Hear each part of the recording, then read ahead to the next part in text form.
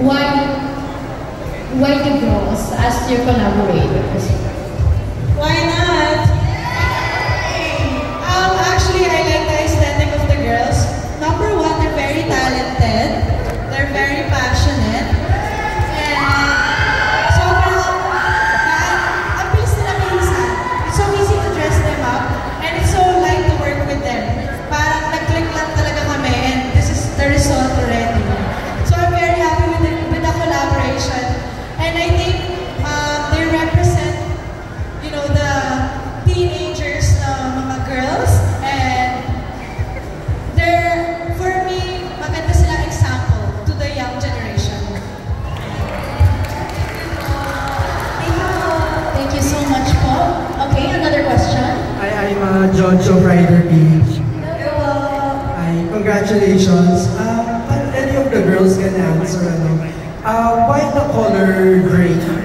I noticed yun ang predominant color sa collection.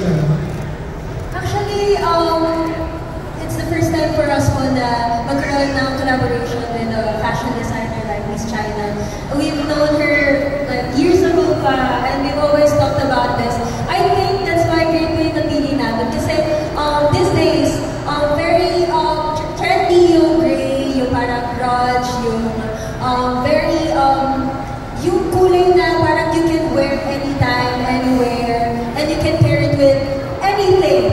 Like universal color siya, like black and white. Actually, hindi lang naman po like gray yung meron kami. We have black and white. Kasi we know na yung colors po, it depends naman yun sa mood mo and how you will wear it. And actually, meron din we kind of like blue. And yes, actually, it's more about on how you will style it. And I think the main reason why we chose gray, it's because of it's the trend right now. And I think gusto namin ng Zaya, right? Yes, and we would also like to say again this collection is, we want it to be for everyone. Yes. So, this is our personal styles, but at the same time, you also have your own. So, we stayed with like monochromatic colors. So, it's up to you if you want to put a pop of color in it, para at least you make your own style. But at the same time, you also have kaya in your outfits. Yes. So, And actually, it's a smart idea na ito yung mga colors na napili namin. Kasi, like for example, what Miss Ayana wearing right now, yung merch namin is the black shirt only, but the style is nag-match siya ng blue polo inside. So parang, yeah, pwede siya ila-layer with any color. So it's actually a smart move for Miss China and for the Kaya girls na pinigin yung color gray or any color na nakita namin sa Kaya merch. Thank you so much for the question. I have a follow-up question. My last question. How did your style evolve from the time when you started?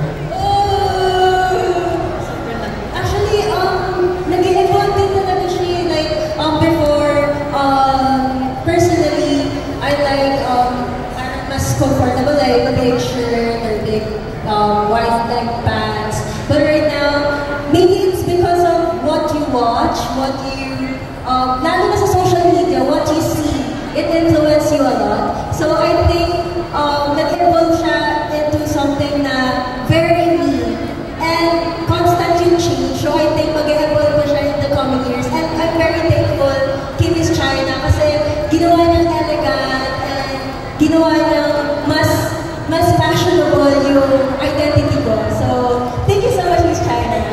And for me personally, I think kung paano nag-evolve yung style ko is becoming an artist kasi you're exposed to different events, to different environments. And syempre, hindi naman pwedeng isang outfit na talaga yung suot mo. So, tulad sa Kaya, we also have our own stylist. So, siya po kasi tumutulong sa amin, like, tingnan kung ano yung bagay sa amin, gano'n. So, with that one, parang nakikilala rin namin sa rin namin, oh, ito pala bagay sa akin.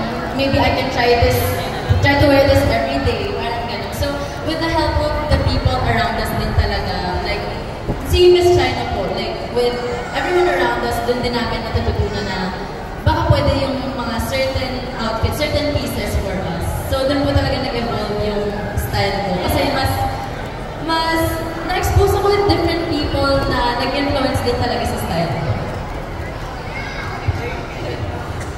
And to add, yun yung maganda sa pieces. Iba-iba siya. So, kaya parang yung bawat set, nag-evolve din.